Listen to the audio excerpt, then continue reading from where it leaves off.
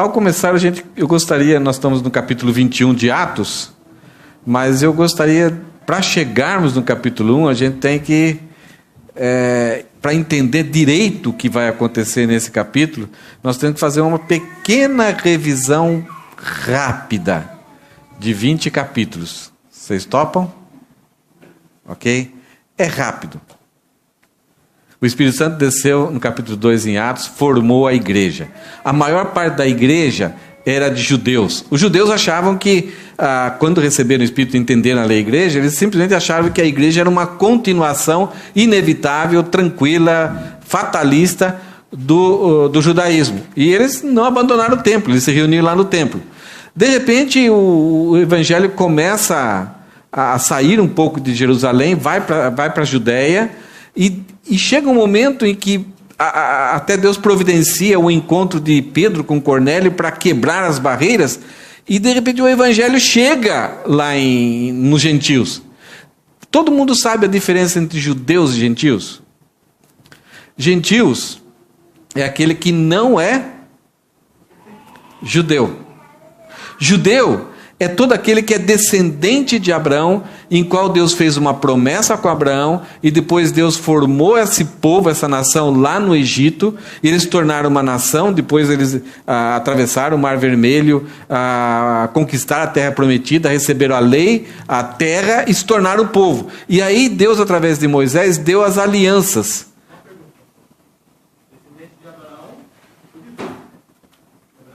Ok, descendente de Abraão por Isaac, né? Ok, senão os outros são os ismaelitas, são os árabes. Eles, quando possuíram a terra, um pouquinho antes de possuir a terra prometida, no deserto Deus deu as leis e a aliança mosaica. Então tem os rituais, o tabernáculo, as festas, tudo aquilo que eles deveriam cumprir à risca.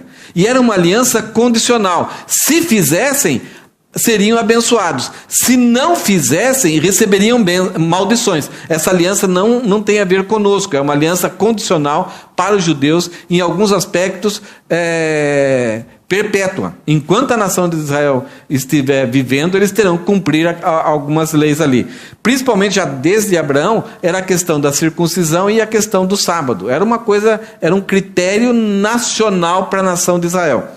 O que a nação de Israel entendeu erradamente, através da aliança que Deus fez mosaica, através do tabernáculo, o que eles entenderam errados é que eles acabaram achando e deduzindo que cumprindo aquelas leis seria suficiente para eles serem salvos e redimidos do pecado. Aquelas leis, elas apontavam a necessidade de um redentor, que Deus providenciaria. Abraão entendeu isso. Deus vai providenciar um redentor. Mas eles acharam e começaram a se comparar um com o outro. Eu sou melhor que você, eu sou melhor que você, eu tenho a salvação, você não. Se você é pobre, você é castigo de Deus. Eu sou rico, então eu sou abençoado, eu estou cumprindo a lei, Deus está se agradando de mim, eu sou salvo. Eu vou chegar lá dentro de Deus com o meu currículo e Ele me dá a salvação.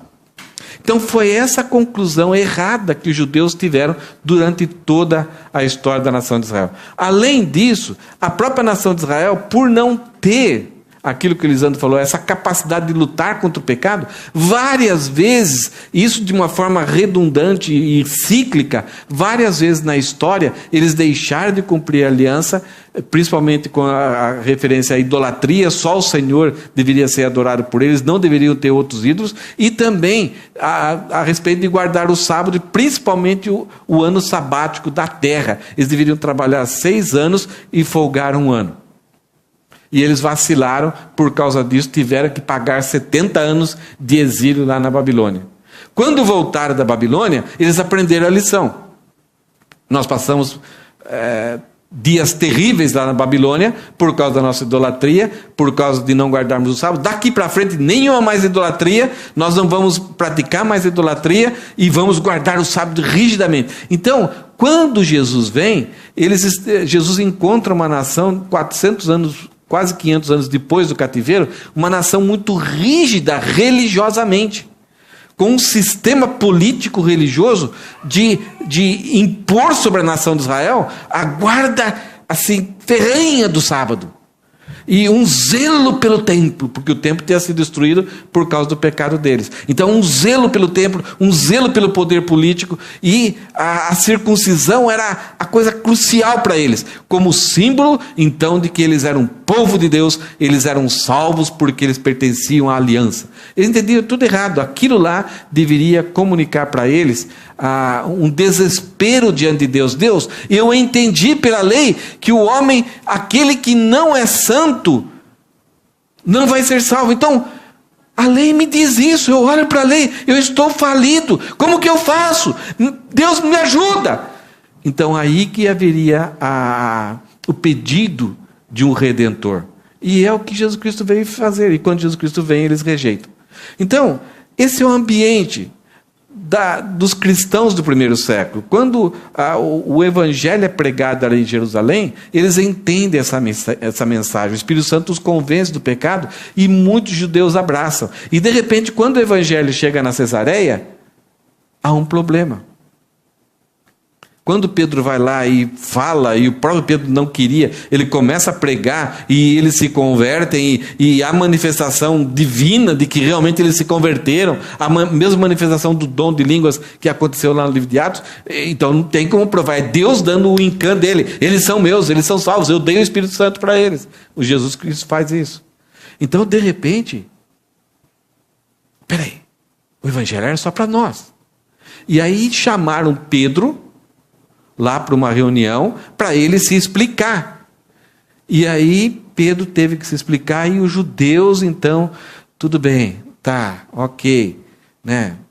Tá bom, então Deus está aceitando os gentios, então fazer o quê, né? Nós não podemos ir contra. Logo após, então, Paulo é chamado por Deus, ele é convertido por Deus, ele é chamado por Deus para pregar o evangelho para os gentios. E o evangelho começa a se expandir cada vez mais entre os gentios, até chega em Antioquia. E aí, quando chega em Antioquia, alguns judeus descem da Judeia e vão para Antioquia e falam para os irmãos lá de Antioquia: vocês são crentes, vocês são gentios, vocês são crentes, mas para serem realmente finalizado a salvação de vocês, vocês têm que seguir as mesmas leis que nós judeus seguimos. Principalmente a circuncisão. Então vocês que estão aí com 50, 60 anos vão ter que se circuncidar. E aí os gentios ficaram apavorados. Eu quero ser salvo. Eu entendi que só existe um Deus e que o meu pecado vai me condenar. Então eu quero fazer tudo o que é necessário. E aí Paulo: não, a salvação é de graça. E aí então Paulo tem que ir lá para Jerusalém, para uma reunião com o pessoal lá, mostrar a situação desses judeus que estão querendo impor. E aí então, depois dessa reunião, desse concílio, em Atos 15, fica definido que os gentios não precisavam guardar a lei. Os judeus podiam continuar, desde que entendesse que aquilo lá faz parte da nação de Israel e aquilo lá não produz a salvação. Aquilo lá ilustra, ajuda na comunhão com Deus, tal. Aquilo ensina a respeito da redenção, da expiação do pecado. Mas aqueles atos, aqueles rituais, as festas, guardar o sábado, do jeito que era todos os rituaizinhos ali, não produzia salvação. Era simplesmente como nós fazemos aqui. Nós nos reunimos, nós cantamos, nós oramos, nós contribuímos, nós pregamos. E o que isso daqui ajuda na nossa salvação? Nada. Ela ajuda na nossa edificação e no nosso compromisso que temos com Deus de adorá-lo, de servi-lo, de divulgar a palavra de Deus, de estarmos em comunhão. Esse é o benefício de estar por isso aqui. Mas nunca chegue diante de Deus e fale: Deus, eu frequentei a Ágape, eu toquei lá no louvor, eu fiz isso, o Senhor não pode mandar para o inferno, olha o que eu fiz. Gente, Paulo fala que essas coisas, elas são boas, mas para ganhar a salvação, sabe com o que Paulo compara? Como esterco. Elas são boas se com amor apresentamos isso a Deus em serviço a Deus. Mas se queremos chegar diante de Deus, está vendo, Deus? Olha o que... Isso aí... Então, é perigoso quando uma pessoa tenta negociar a salvação com Deus com algo que ela faz, com algo que ela produziu. Então, Paulo, depois de ter resolvido isso aí, os judeus de Jerusalém entenderam e ficou de uma forma pacífica, só foi exigido algumas coisas lá dos gentios, Paulo começa o seu ministério de pregar nas igrejas. E aonde ele ia, a mensagem era a seguinte: a lei é boa, a lei nos leva até a necessidade do Redentor, mas quem salva é Jesus, que é o Filho de Deus. Então alguns judeus entendiam isso e se convertiam por onde Paulo passava. Alguns gentios falavam assim: puxa, nós sempre estivemos mergulhados, enterrados na idolatria, no pecado, na devassidão, no abandono. Pensávamos que conhecíamos a Deus e Deus não nos conhecia, e Ele nos amou, enviou o seu Filho, e Ele morreu por nós, está oferecendo a salvação de graça. Eu quero! Então muitos gentios se converteram. E muitos judeus se converteram. Mas ao mesmo tempo, em cada cidade, havia sempre um grupo de judeus que também perseguiam Paulo, dizendo que ele era contra a lei, que ele era contra Moisés, que ele estava desencaminhando a nação de Israel. Então, muitos lugares, Paulo foi até apedrejado. E teve momentos, como lá em Éfeso, quando os gentios entenderam que Deus não habita em templos feitos por mãos humanas, que toda idolatria é falsa e desagrada a Deus, havia tumultos entre os gentios que quase matavam Paulo também. Então essa foi a história do ministério de Paulo. E de repente, na terceira viagem, ele ouve que Jerusalém, aonde começou o evangelho, aonde que a maior parte da igreja é de judeus, ele ouve que essa comunidade de judeus, tanto os que são cristãos, os que não são cristãos, estão passando muita dificuldade financeira, uma pobreza enorme. E ele compartilha nos seus grupos de oração, lá com os gentios, com os judeus lá da Ásia, da Macedônia. E esses irmãos, pobres em alguns casos, falam assim: Paulo, como que nós podemos? Nós não estamos passando fome, nós temos um pouquinho de sobra aqui. Como que queremos ajudar? O Espírito Santo está mexendo no meu coração. Eu não posso ver alguém que tenha a mesma fé que eu tenho passando essa cidade. Tem algum jeito da gente fazer isso? Então Paulo começa a organizar e dar orientações para essas igrejas, para eles se organizarem no primeiro dia da semana, toda vez que eles se reunirem, como nós aqui, então trazerem oferta, colocar de parte ali com generosidade, segundo a proporção, segundo a prosperidade de cada um. Então Paulo vai arrecadando esse dinheiro e ele vai então para Jerusalém levar essa oferta. Essa é a história desse texto aqui. Efésios capítulo 4, Rosana, pode colocar para nós aí? Paulo, no final da sua vida, escreve esse texto aqui, Efésios capítulo 4, versículo 3. Façam todo o possível para se manterem unidos no Espírito, ligados pelo vínculo da paz. Pois há um só corpo e um só Espírito, assim como vocês foram chamados para uma só esperança. Há um só Senhor, uma só fé, um só batismo, um só Deus e Pai de tudo, o qual está sobre todos, em todos e vive por meio de todos. Esse era o ensino de Paulo por todas essas igrejas. E aqui nós temos dois grupos muito distintos e ao longo da história inimigos. O judeu, quando pisava na sombra de um gentio, ele corria para o templo, para algum lugar, para se purificar. Ele agradecia a Deus todo dia por não ter nascido cachorro nem gentio. Jesus falou que um publicano chegou no templo: Senhor, graças te dou, porque eu não sou igual a esse publicano aqui. Então, Paulo, quando ele está finalizando seu ministério, ele percebia que as igrejas, que o evangelho era real nos gentios e era real para os judeus. E que Deus tinha providenciado uma unidade em Cristo.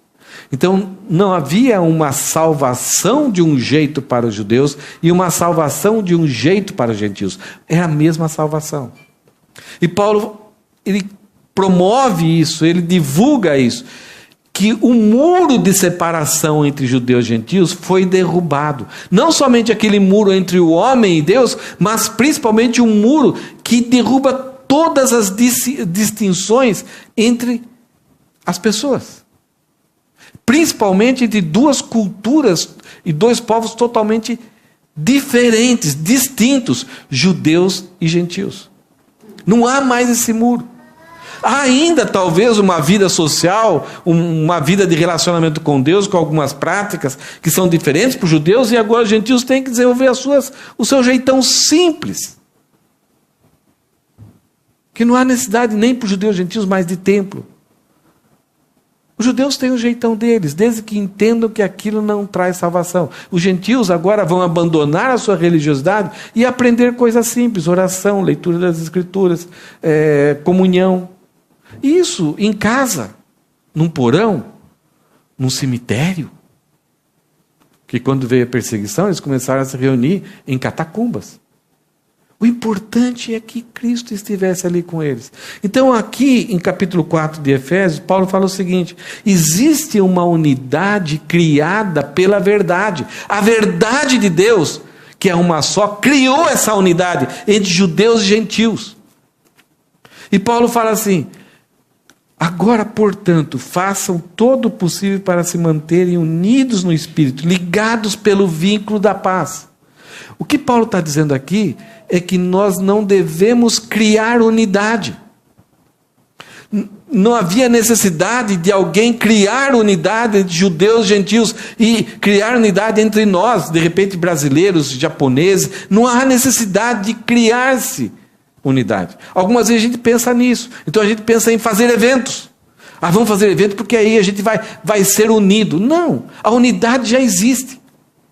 O que é necessário é preservar essa unidade. Porque nós temos em nós tudo aquilo que é necessário para destruir a unidade. Nós somos os elementos mais perigosos para essa unidade. Então é por isso que Paulo fala: façam todo o possível. Isso é uma luta para se manterem unidos no Espírito. A unidade já existe, mas façam o possível. Quais são os inimigos da unidade? Partidarismo. Isso em Corinto, Paulo enfrentou demais. Vanglória, então quando um quer ser mais que o outro. Egoísmo, então é tudo para mim. Fofoca, acho que vocês não sabem o que é isso, né? Maledicência, esse é o meu esporte predileto. Mentira. Boato, né? Não tem um instrumento mais usado hoje para inventar boatos do que a internet. E é engraçado que nós, como crentes, nós temos aquele vício de que por causa do amor, o amor acredita em tudo. Então, quando de repente a gente vê uma notícia, a gente já divulga, compartilha. Isso aqui, o Facebook vai dar 10 centavos por cada compartilhamento. A gente compartilha.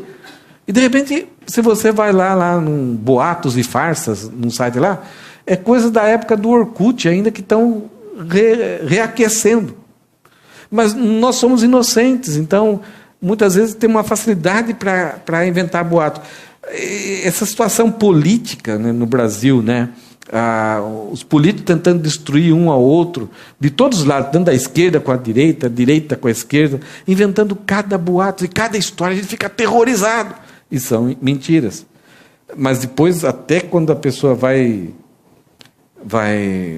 se defender, aí todo o estrago já foi feito, já matou, já morreu, já ressuscitou. Inveja, intriga, chocarrice.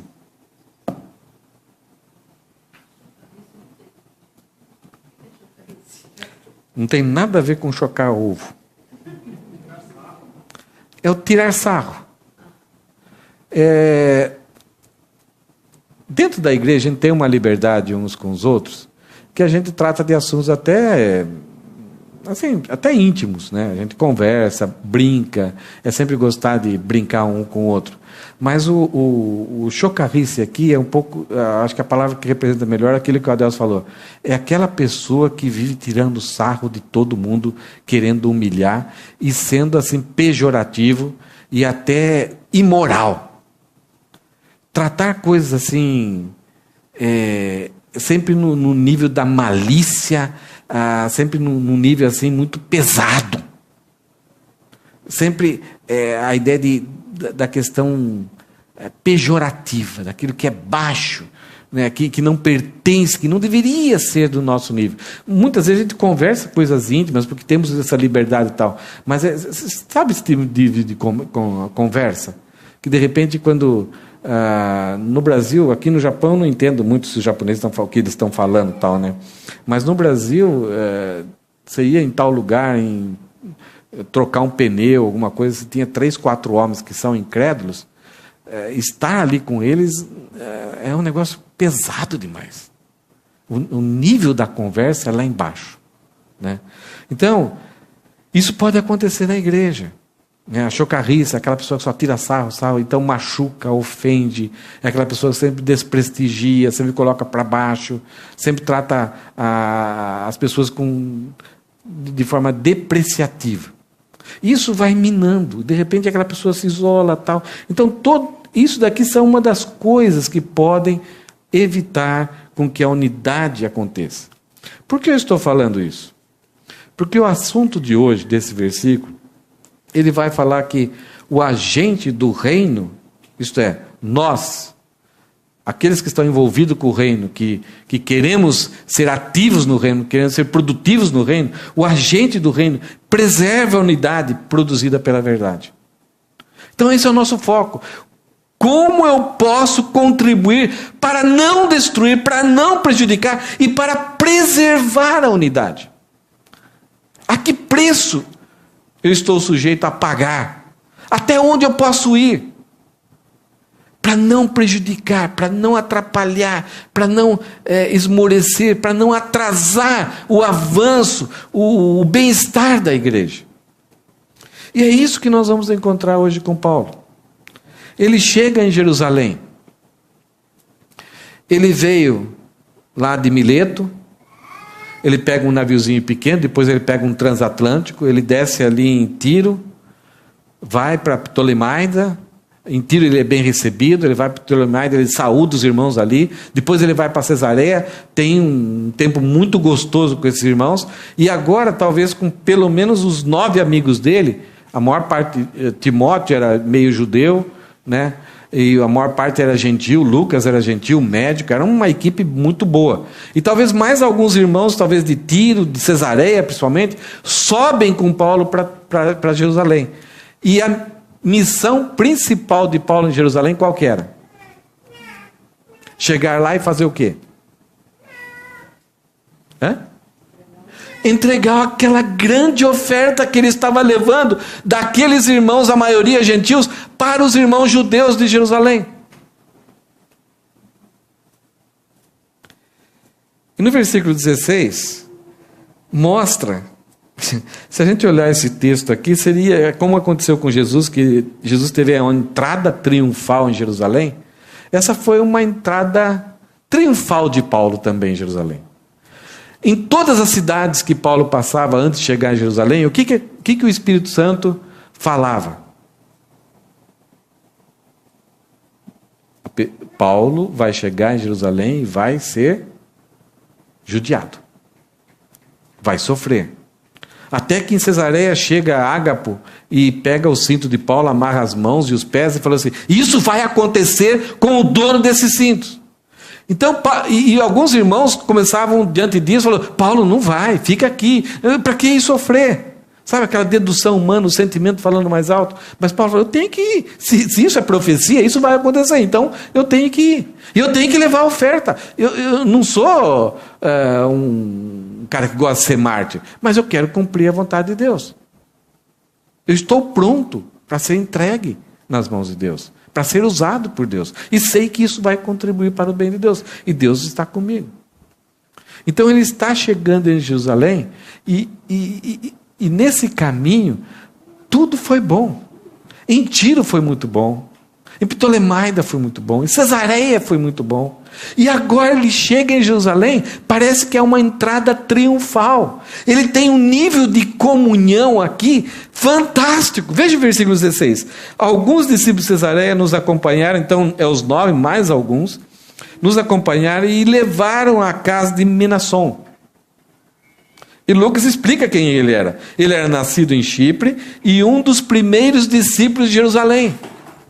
No início do evangelho, logo no início, Minasson se converteu. Então é um homem possivelmente rico, líder da igreja, um homem serviçal, um homem grato a Deus e que colocava toda a sua vida, os seus bens a serviço. Ele vai, veja o versículo 17, quando chegamos a Jerusalém, os irmãos nos deram calorosas boas-vindas.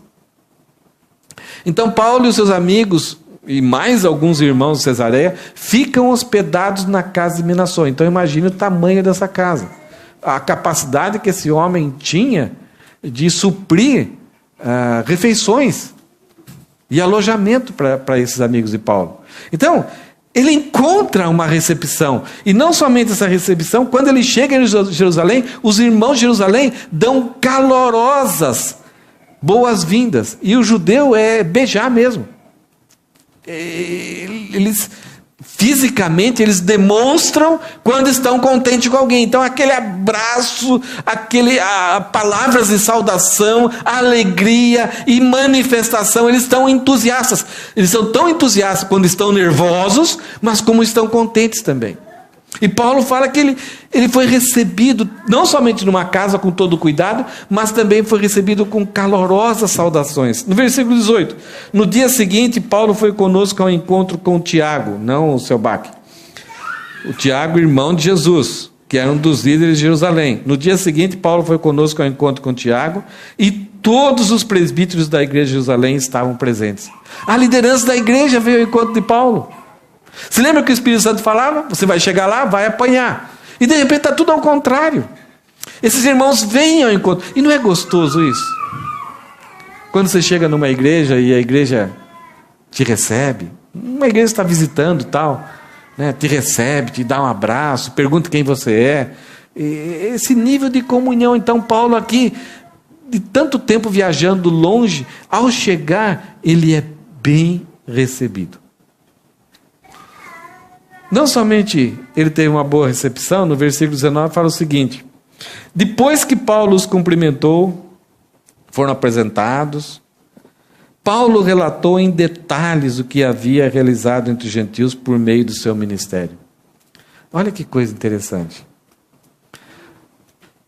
Paulo, depois de cumprimentado, todos estavam ali, Paulo falou minuciosamente o que Deus tinha realizado através do seu ministério.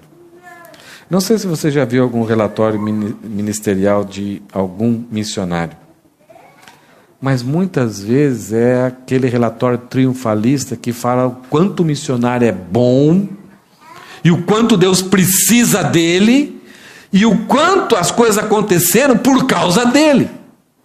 E aqui a gente vê o contrário. Paulo falando quanto Deus havia. O centro é a pessoa de Deus. Não era a estratégia de Paulo, não era a visão missionária de Paulo, não eram os recursos financeiros de Paulo, não era o trabalho que ele fazia quando chegava num lugar e não podia ter sustento. Não, era o que Deus havia realizado. E algumas vezes os relatórios ministeriais, eles estão muito a ver com as coisas materiais. E nós vamos ver um texto aqui, que é um exemplo de como Paulo relatava aquilo que Deus fazia. O que era importante, o que era imprescindível, o que era o foco de Paulo em servir a Deus. No versículo 20, fala que quando esses irmãos, os presbíteros, Tiago, irmão de Jesus, que era o líder da igreja, alguns apóstolos já haviam morrido, alguns apóstolos tinham ido embora de Jerusalém por causa de perseguição. Então Tiago era uma das colunas da igreja, ele não era apóstolo. Olha que coisa bonita. Tiago, irmão de Jesus tinha um outro irmão chamado Judas. eles, no concílio de Jerusalém, ele até toma uma voz mais forte que até o próprio Pedro, mas em nenhum momento, tanto Judas como Tiago, sendo fortes líderes, sendo colunas, eles tinham chamado de colunas, aqueles que sustentavam a igreja, em nenhum momento eles reivindicaram nenhum cargo, nenhum título que só pertencia aos apóstolos. Mesmo talvez eles tendo mais capacidade, mais desempenho, mais atuação, mais necessidade para a igreja, mas eles sempre vão se apresentar como servos, nem como irmão de Jesus Cristo eles se apresentam. Então é triste ver hoje pessoas que não foram chamadas, só os 12 foram chamados para apóstolos. Hoje nós vemos um grupo grande de pessoas, para ter autoridade, para ter uma liderança ungida sobre os seus pés, se intitulando como apóstolos. Lá em Jerusalém, a Nova Jerusalém, só haverá 12 apóstolos do Senhor Jesus Cristo. Não fala que vai ter 13 e 14, só vai haver 12. Então é triste ver como pessoas estão fazendo isso hoje em dia, adulterando as Escrituras. E aqui Tiago, ele se apresenta como um dos líderes, juntamente com os presbíteros. Ele não reivindicou isso, nem Judas, o irmão dele. Versículo 20, quando ouviram isso, louvaram a Deus e disseram: você sabe, irmão, quantos milhares de judeus também creram, e todos eles seguem à risca a lei de Moisés. Enquanto Paulo falava, olha quantas maravilhas Deus fez, os judeus ali de Jerusalém, aqui também. Aqui muitos judeus, milhares de judeus creram em Cristo e seguem à risca a lei, isto é, eles não abandonaram a lei de Moisés, eles são fiéis ainda, agora eles entendem o que significa as leis. É bonito isso, e esse faz parte de uma das coisas mais importantes da nossa teologia, que é glória somente a Deus. Qualquer lugar que você vai servir a Deus, em qualquer ministério, qualquer atuação, qualquer espaço, tudo isso deve ser feito para glorificar a Deus. É Deus que recebe a glória.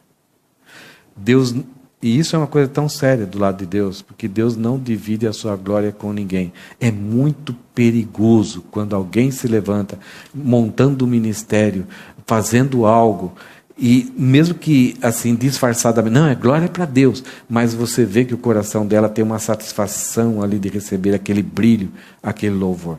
É muito perigoso. Está no nosso coração é autônomo, isto é, ele quer que a nossa lei funcione, ele quer que tudo aquilo que nós façamos, que recebamos em retorno como glória. Não tem problema nenhum você elogiar a performance, a capacidade de alguém, mas é muito perigoso quando nós transferimos a glória para essa pessoa, ou quando, mais perigoso ainda, quando você aceita essa glória.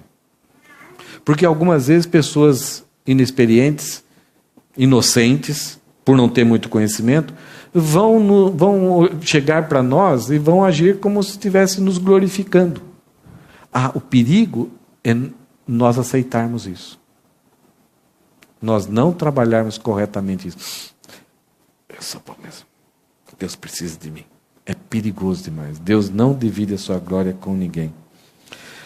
Vamos ler um texto aqui em 1 Tessalonicenses, capítulo 1, versículo 7. Esse é o relatório que importava para Paulo, e possivelmente foi um relatório semelhante a esse que Paulo leu, que deu lá em Jerusalém. Paulo está escrevendo aos Tessalonicenses, e ele vai mostrar o que importava para ele. Ele escreve para os Tessalonicenses dizendo o seguinte: vocês se tornaram exemplo para todos os irmãos na Grécia, tanto na Macedônia como na Caia. Agora, partindo de vocês, a palavra do Senhor tem se espalhado por toda parte, até mesmo além da Macedônia e da Caia, pois sua fé em Deus se tornou conhecida em todo lugar. Não precisamos sequer mencioná-la, pois as pessoas têm comentado sobre como vocês nos acolheram e como deixaram os ídolos a fim de servir ao Deus vivo e verdadeiro. Também comentam como vocês esperam do céu a vinda de Jesus, o Filho de Deus, a quem Ele ressuscitou dos mortos e que nos livrará da ira que está por vir. O relatório de Paulo era isso. Era falar que pessoas tinham crido em Cristo e tinham sido transformados pela graça, pela fé, e tinham abandonado a sua idolatria, a sua vida de erro, tinham se acertado na vida e agora estavam aguardando a vinda de Jesus. Era a mesma coisa que aconteceu com os judeus. Os judeus, para eles, era inimaginável alguém que não conhecesse as Escrituras passar por tamanha transformação. E Paulo fala, essa transformação aconteceu no meio dos gentios. E Paulo aqui, ao escrever isso, ele está elogiando os Tessalonicenses. Ele está falando, vocês passaram por transformação. Transformação que a carne humana, o espírito humano é incapaz de produzir, a não ser o Espírito Santo. E lá em 1 Coríntios 6:11, se vocês quiserem ler em algum momento, Paulo vai citar o currículo passado de algumas pessoas. O nível tão baixo de envolvimento com o pecado que os coríntios tinham. E Paulo fala assim, tais fostes alguns de vós. Ao mesmo tempo Paulo fala assim, não importa em que nível que a pessoa está com a sua pecadaria, aonde ela está afundada, em que grau do lamaçal em que ela está. Mas quando a fé, a graça, chega, ela dá esperança, ela transforma. E Paulo fala assim, tais fostes alguns de vós. Então não dá para a gente falar, eu nasci assim, eu somente assim, eu não consigo. A graça transformou muitos de Coríntios. E Paulo fala, tais fostes alguns de vós, mas vós, Deus vos lavaste. Vocês foram purificados. Vocês foram santificados. Então é esse tipo de relatório que Paulo deu lá para Jerusalém. Então quando esses judeus irmãos lá de Jerusalém percebem que a graça teve efeito, está transformando o mundo, várias cidades foram impactadas por essa salvação e agora essas cidades estão melhores porque estão cristãos habitando a cidade, eles louvam a Deus. Eles falam, do mesmo jeito, Paulo, aqui milhares de judeus têm se convertido. Então percebe que esse primeiro encontro de Paulo é um encontro fantástico. Só alegria. Porém, versículo 21. Aqueles irmãos de Jerusalém colocam para fora, expõem para Paulo uma preocupação. Então aqueles irmãos, versículo 21, eles falam o seguinte, mas eles estão falando, olha, muitos milhares aqui se converteram, creram em Jesus. Mas esses que se converteram, os judeus cristãos, os judeus que são a igreja, eles foram informados de que você, Paulo, ensina todos os judeus que vivem entre os gentios a abandonarem a lei de Moisés. Ouviram que você os instrui a não circuncidar os filhos, nem seguirem os costumes judaicos. O que aconteceu? Se ouvia falar que por todo lugar tinha um judeu chamado Paulo que estava pregando para os judeus e gentios. Que lutou para que os gentios não precisassem guardar a lei.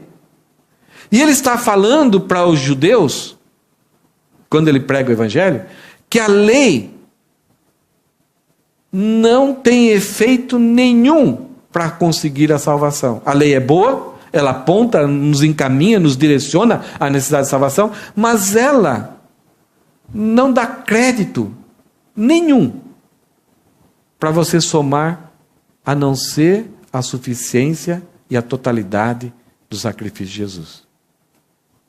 Ao ouvir isso, então pessoas, judeus de toda a cidade, aquelas bagunças que os judeus faziam lá, eles mandaram aqueles judeus não crentes, aqueles judeus que queriam destruir, que perseguiam a igreja, que queriam o mal da igreja, espalharam a notícia de que Paulo estava pregando que o judeu não deveria mais guardar a lei. Estava querendo que a nação de Israel abandonasse. Então agora vocês podem adorar os seus ídolos, não precisam guardar mais o sábado, não precisam mais circuncidar, só que eram pactos perpétuos que Deus tinha feito com a nação de Israel. Não acrescenta a salvação, mas pertence ao fato da nação de Israel ser uma nação dada e montada por Deus. Então esses irmãos aqui, que não conhecem Paulo, têm a impressão de que Paulo é contra a nação de Israel. Paulo está querendo dividir. Paulo está trazendo problemas para a nação de Israel. Então há uma mentira aqui. Há uma fofoca aqui. Há partidarismo. Essas pessoas, de forma maldosa, estão tentando influenciar os cristãos judeus a respeito de que Paulo é um herege. Por que isso é assustador? Porque a nação de Israel tinha ido para o cativeiro babilônio por não guardar o sábado e por não zelar pela lei mosaica. Então os judeus maldosos estão falando para os cristãos: esse cara está corrompendo a nação de Israel e vai trazer sobre nós um novo cativeiro babilônico. Então, na cabeça de um judeu incrédulo, o cristianismo ele estava destruindo a nação de Israel, em vez de fortalecer. O cristianismo fortaleceu ainda mais os judeus. Quando ele se converte, quando ele crê, ele entende o propósito para que Deus o chamou. É deles que veio o Messias. Mas agora esses cristãos aqui, então, como é que faz? Esse cara está destruindo, vamos para o cativeiro, vamos pagar. Porque se um da nação estiver errado, toda a nação vai pagar o pato. E é por causa disso que esses irmãos aqui de Jerusalém fazem a pergunta: que faremos?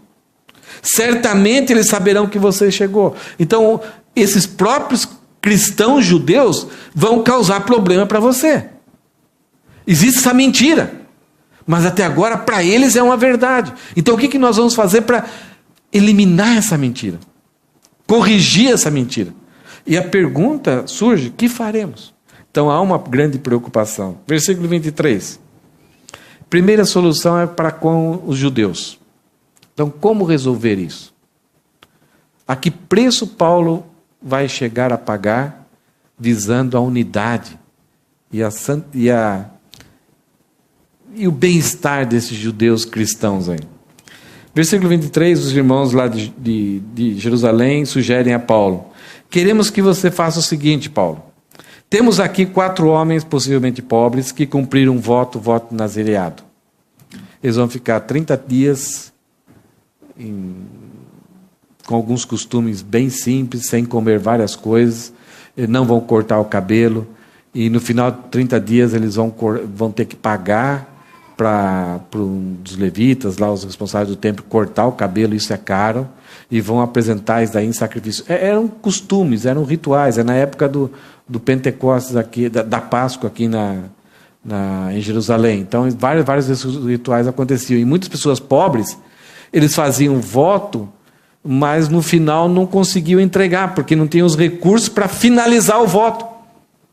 E havia ali, talvez 4 irmãos crentes, pobres, que tinham cumprido o voto nazireado, mas não tinham condições então de pagar o cabeleireiro ali do templo, para ele raspar a cabeça, para fazer as últimas purificações, e então ele apresentar aquilo lá como um agradecimento a Deus, como um ato de louvor a Deus. Então eles fariam tudo aquilo que é possível, mas não conseguiriam completar. E esses irmãos aqui percebem e falam: Paulo, tem 4 homens aqui. Vá com eles ao templo e participe da cerimônia de purificação. Paulo não poderia fazer o voto de nazireado aqui, porque ele está vindo do meio dos gentios, está no meio de gentios, está caminhando, convivendo com gentios, morando com gentios. Então ele precisa passar por um processo de purificação de 1 semana. No 3º dia, primeiro ele tem que se apresentar ao templo e falar: olha, eu vou entrar num processo aí da purificação, ser lavado com uma certa água. No 7º dia, então, ele completa essa purificação, então ele é purificado. Então, aí, no final, ele vai poder, então, ofertar outras coisas. E olha só o que acontece. Vá com eles ao templo e participe da cerimônia de purificação. Pague as despesas para realizar o ritual de raspar a cabeça. Então, Paulo, participe desse processo de purificação e no final, então, você estará habilitado para pagar o corte de cabelo desses irmãos. Aquilo que é necessário com as ofertas e as oferendas lá, para custear isso para esses irmãos pobres. Gente, quando algum judeu fazia isso com algum pobre. Algum pobre que queria agradar a Deus, mas não tinha condição. Fazia tudo o que era possível, deixar o cabelo crescer, não tem nenhuma despesa, mas de repente tem que pagar um valor alto lá, e de repente chegava um judeu, uma pessoa talvez até desconhecida, e falava assim: eu quero bancar a oferta desse irmão aí. Todo mundo olhava: uau, que bênção, que legal, que bondade, que amor. Então, esses irmãos aqui acham uma situação para as pessoas verem que Paulo não abandonou a lei. E ele está pagando com o próprio bolso, agindo com bondade, em favor de pessoas que ele não conhece, mas que ele quer que elas desfrutem o prazer de cumprirem a lei. Se alegrem pela oportunidade e não fiquem frustrados depois de 30 dias não poderem ofertar a Deus. Então Paulo bancaria isso. Esses irmãos têm uma ideia, entenderam? Tem momentos que eu tenho dificuldade de explicar algumas coisas, eu mais complico que resolvo o problema. Entenderam aqui? Então a alegria desses 4 irmãos em agora serem ajudados por Paulo e cumprir os seus votos. E ao mesmo tempo, Paulo passando pelo processo de purificação, se tornando habilitado para poder pagar. E Paulo entrando no templo, fazendo tudo aquilo que era normal, aquilo que era exigido. Então os irmãos lá de Jerusalém falam: então todos saberão que os rumores são falsos e que você mesmo cumpre as leis judaicas. Então aqueles irmãos que mostraram muita comunhão com Paulo, que entenderam que havia uma só fé, um só batismo, um só Deus, Pai de todos, eles perceberam que e o Espírito Santo iluminou a cabeça deles para eles buscarem uma oportunidade, acharem uma oportunidade de poderem manter a unidade. E eliminar aquilo que era mentira, aquilo que era boato e tudo mais. Talvez outra pessoa no lugar de Paulo: eu não, estão falando? Eles que se lasquem, eu não vou pagar coisa para ninguém não. Que falem mentira de mim. Paulo não se preocupou. Ele sabia que a consciência dele com Deus estava limpa. Mas que havia uma necessidade de, diante dos homens, esses boatos para a saúde mental, para o coração de muitos crentes judeus, para ficarem tranquilos. O que fizeram com Paulo era mentira. Mas Paulo estava com os gentios ali, tinha Lucas, tinha Tito, tinha Sótrapo. Eles não entraram no templo, Paulo não deixava.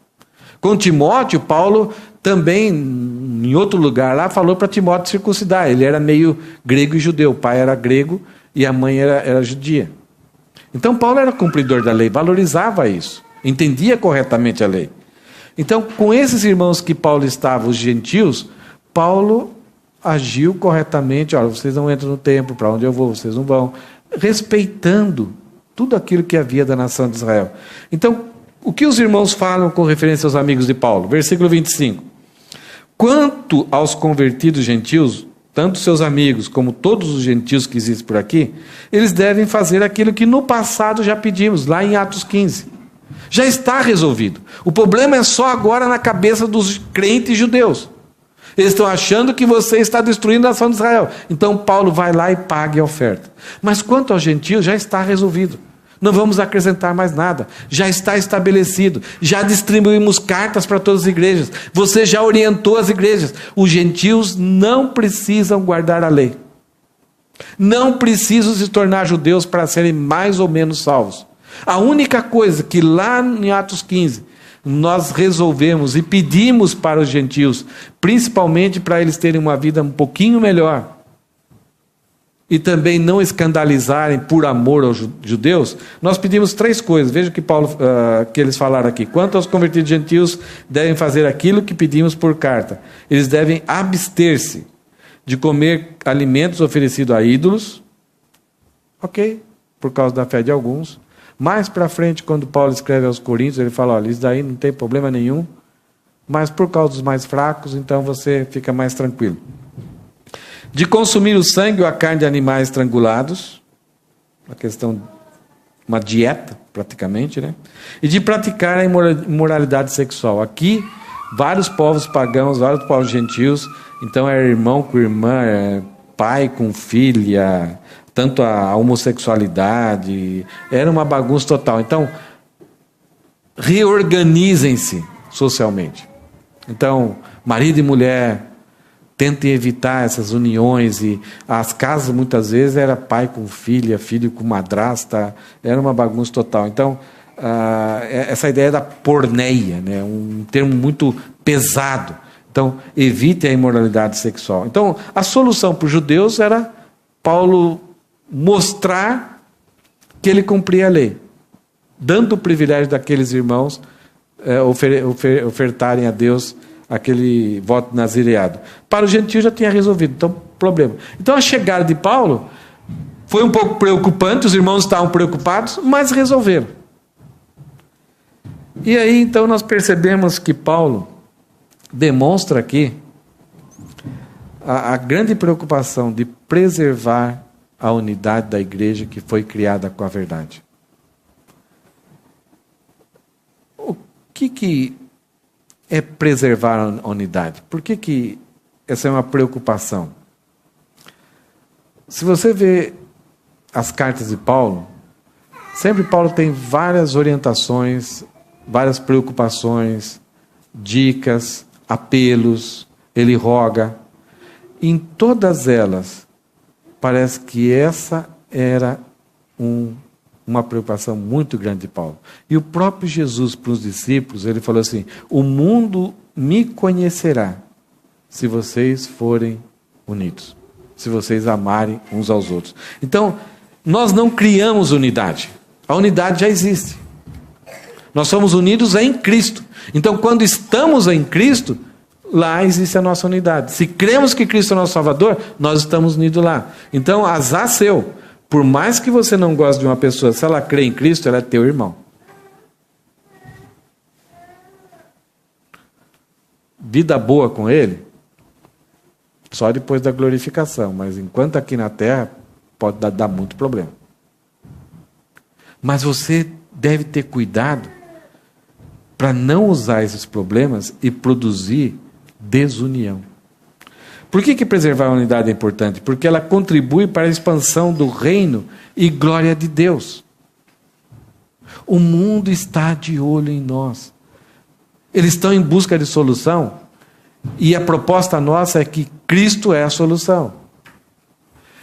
E quando vê que nós, que se dizemos irmãos em Cristo, mas estamos nos degladiando, e Paulo fala assim, estão se devorando, que solução é essa?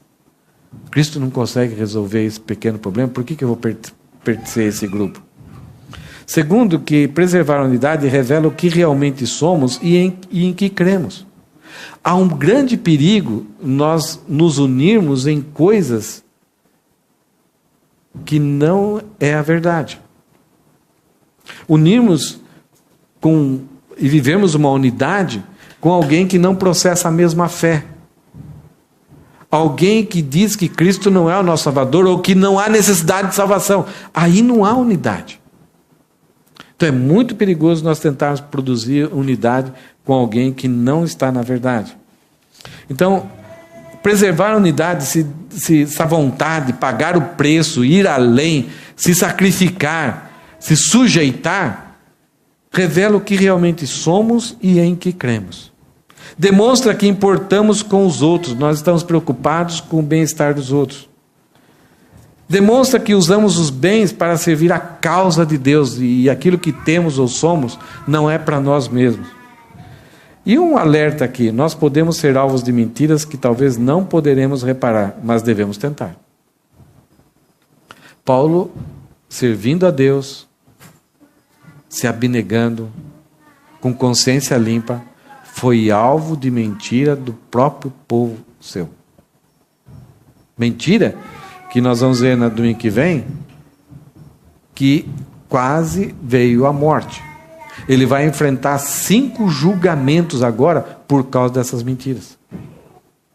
Então, todos nós podemos ser alvos de mentiras que nós podemos reparar. Algumas vezes não. Mesmo que tentamos. E aí, fazer o quê? E um princípio que a gente vê aqui é que não importa a posição ou o quanto Deus já nos tem usado, o quanto conhecimento nós temos. Paulo aqui é fantástico, o conhecimento, a experiência, o quanto Deus tinha usado, ele falou, o quanto Deus fez pelo meu ministério. Não importa, na hora que aqueles irmãos deram uma sugestão, era uma sugestão sábia e ele se sujeitou. Então, nós devemos lutar, né, para que, de repente, a posição que estamos, a nossa experiência, o nosso conhecimento, não impeça de pessoas bem simples, talvez até uma criança, darem um bom conselho para nós. Amém? O que eu e você estamos prontos a pagar para manter a unidade de Deus, da Igreja de Deus? Quanto?